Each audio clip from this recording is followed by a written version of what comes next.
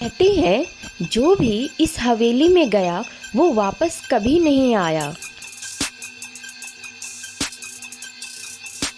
लेकिन आज सुरेश और उसके दोस्त अपनी हिम्मत की परीक्षा लेने आए हैं। जैसे ही सुरेश और उसके दोस्त हवेली के अंदर कदम रखते हैं, एक अजीब सी ठंड उन्हें अपनी आगोश में ले लेती है। चारों ओर फैले जाले और दीवारों पर लगे धूल भरे चित्र सालों की खामोशी को चीख चीख कर बयां कर रहे थे।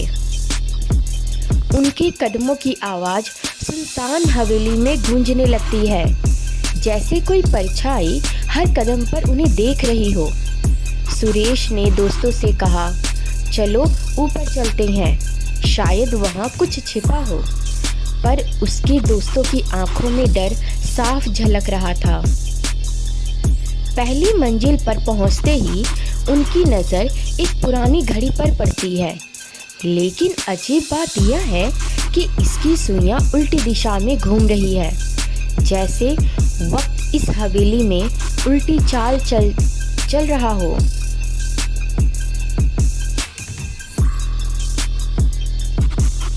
कमरे में दाखिल होते ही दरवाज़ा जोर से बंद हो जाता है। हर कोई सहम जाता है।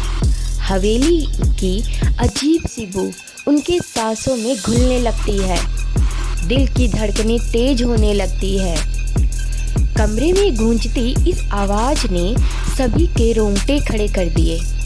वे एक लड़की है जिसकी कहानी उन्होंने सुनी थी।